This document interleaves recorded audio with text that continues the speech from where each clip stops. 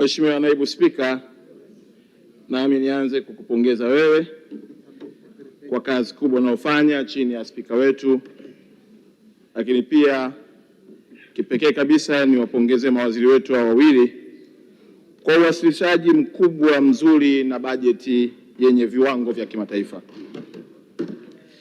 Ninawapongeza kwa sababu kazi waliyofanya inatusaidia sisi kutekeleza majukumu yetu vizuri kwa kuwakilisha ndoto na dhamira ya Daktari Samia, Rais wa Jamhuri ya Muungano wa Tanzania, katika ahadi alizotoa katika kampeni ya 2025-30 wakati anaomba ridhaa ya kuongoza.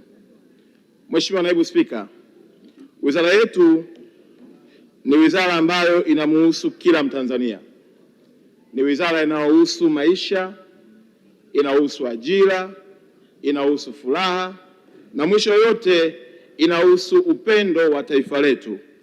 Kwa hali na namna ya kipekee kabisa, namshukuru sana Daktari Samia Suluhu Hassan, Rais wa Jamhuri ya Muungano wa Tanzania, kwa mapenzi yake ya dhati kwa wizara yetu na kuhakikisha kwamba anatupa nguvu ya kutimiza ndoto ya Watanzania walio wengi na kurejesha furaha ya Watanzania. Mheshimiwa Naibu Spika, wizara hii ninaweza kugawa kwenye mambo manne. Moja, tunayo michezo. Na michezo kwa mujibu wa takwimu, ukifanya utafiti, vyama vyenye mashirikisho ya michezo duniani viko 2000. Na michezo rasmi na isiyokuwa rasmi inafika idadi ya takriban michezo 8000. Mheshimiwa Naibu Spika, michezo hii ni fursa kubwa sana kwa ajira kwa taifa letu. Michezo hii ni fursa kubwa sana kwa upendo na kuliunganisha taifa bila kujali uvyama, udini wala ukabila.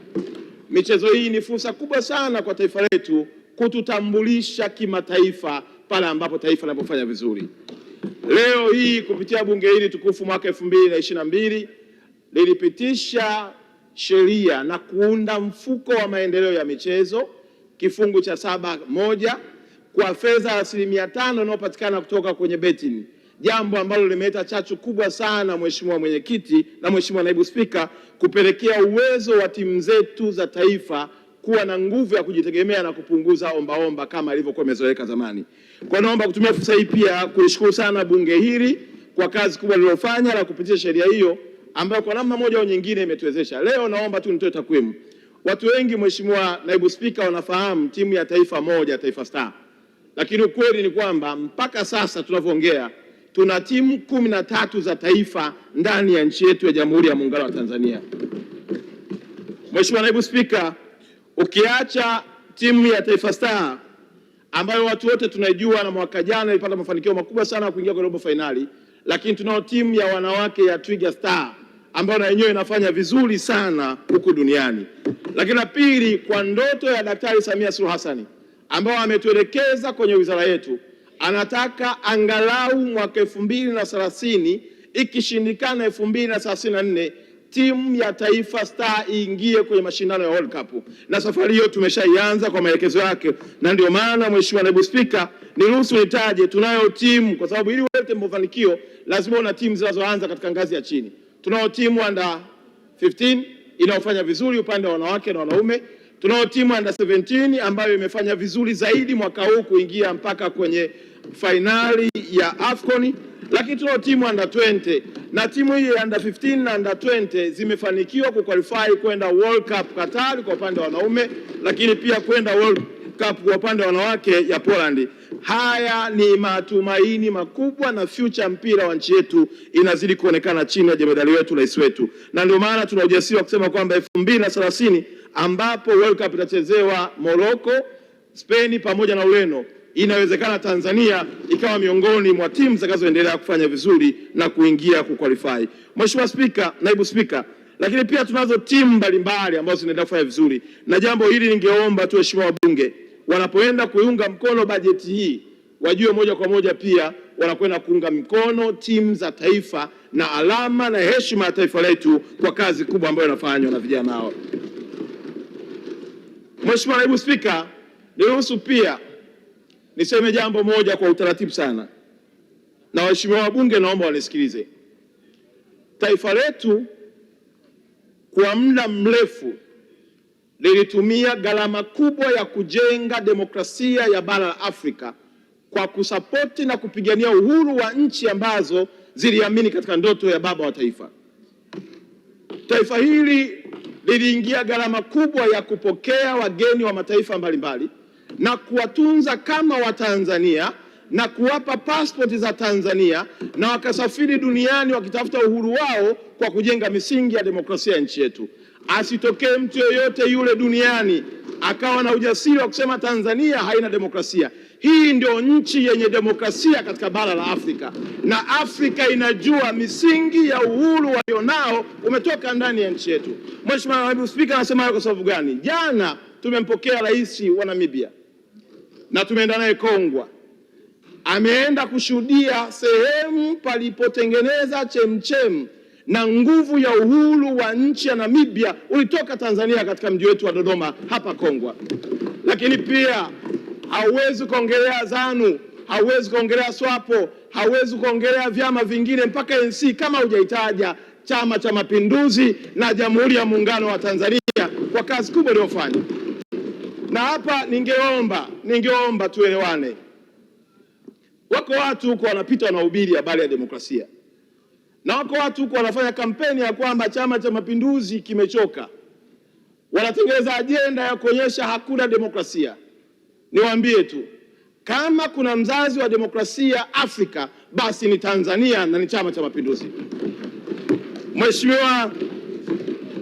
Mheshimiwa Naibu Spika, tumekubaliana kwa maelekezo ya Daktari Samia ya kwamba safari hii yote kuanzia Ruvuma kuja Iringa, kuja Dodoma Mazimbo, kuja Dodoma Kongwa, kwenda kwa ndugu zangu Morogoro pale Mazimbo, kwenda Bagamoyo, kwenda Dar es Salaam, haya maeneo yote yaliyotumika katika vuguvugu la ukombozi wa bara la Afrika tunaenda kuyajenga na kuyatunza upya ili hii historia iweze kusemwa katika bara letu la Afrika na heshima ya Tanzania rudi nafasi yake.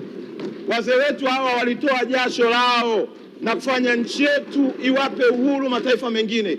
Leo hauwezi kuongelea uhuru na haki na demokrasia ya Uganda bila kumtaja Mwalimu Julius Kambarage Nyerere. Hauwezi kuongelea habari ya Odinga bila kumtaja Mwalimu Julius Kambarage Nyerere. Hauwezi kuongelea habari ya Kaunda wala Patrice Lumumba bila kumtaja Mwalimu Julius Kambarage Nyerere. Tunadai haki ya ukubwa wa taifa letu na kuwakumbusha vizazi vya Afrika ya kwamba Tanzania ndio baba na mama wa demokrasia wa bara la Afrika. Mheshimiwa Naibu Spika, maelekezo ya Mheshimiwa Rais, tunakwenda kujenga kituo cha ulisi wa ukombozi wa bara la Afrika hapa Kongwa, na kwenye bajeti ya serikali tayari fedha zimeshatengwa na tayari tumeshapatiwa eneo heka 477 na ujenzi unaanza mwaka huu pale ambapo mtakapopitisha bajeti hiyo. Na Mheshimiwa Spika, jana nilipata nafasi ya kuongea na Mheshimiwa Rais wa Namibia. Nikamwambia maelekezo ya Mheshimiwa Rais, anataka kizazi cha Afrika kikumbushwe kitoka wapi. Taifa hili ambalo halina udini, halina ukabila na limetoa jasho na mali zake kutafuta uhuru wa nchi zingine, lazima heshima ya Tanzania irejee mahala pake na kizazi cha Afrika kijue. Mheshimiwa Rais wa Namibia alisema mwenyewe ya kwamba niko tayari kuwa mtu wa kwanza. Kwa hiyo kwa kituo hiki ambacho pia na Afrika imekitambua, watarejea mahala hapa na kuja kuendelea kujifunza namna ya demokrasia tuko. Mheshimiwa Naibu Spika, na hii kengele inaenda haraka sana. Sijajua aliyekaa kwenye kengele nani, lakini nimalizie kwa maneno haya mawili. Kiswahili kimepata heshima na historia yake ni kubwa katika bara la Afrika na dunia kwa ujumla. Hivi tunavyoongea takribani watu milioni 500 wanaongea Kiswahili.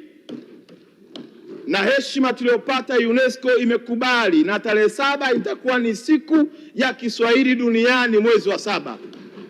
Na tunatarajia Mheshimiwa Rais wa Jamhuri ya Muungano wa Tanzania Daktari Samia Suluhu Hassan anakwenda kuwa mgeni rasmi kuiambia dunia lugha hii ni chombo kinachotumika kuunganisha dunia kupitia umoja, upendo na makabila yetu 126. Mheshimiwa Naibu Spika, nimalizie tu kwa neno moja la haraka tu.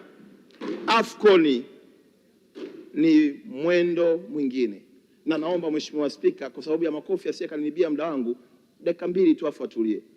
naomba kila mbunge hapo alipokaa kiafcon, kaa tu kiafcon, kaa tu kiafcon, na naomba wananchi walioko huko nje tu kaa mkao wa AFCON. AFCON ni mkao wa fursa na kubadilisha taswira ya nchi yetu na kuichukua kwenye ramani ya dunia kwa namna ya tofauti. Ndugu zanguni wa Tanzania, Daktari Samia afanye nini? Yaani fursa, wakiletwa wageni, kuanzia kulala, kusafiri, kula, kuvaa, kila kitu. Na sasa umemsikia waziri wetu wa utalii. Huko duniani wanajua jambo moja tu, destination 2027 ni Tanzania, na AFCON iko Tanzania. Mtanzania, ukiacha kutumia hii fursa, basi ndugu yangu, kama unataka kupata hela kupitia AFCON, jiandae basi hata kuoa au kuolewa kupitia AFCON. Naomba kuunga mkono moja Mheshimiwa Spika. Taarifa. Asante sana Mheshimiwa Waziri. Nimtaje waziri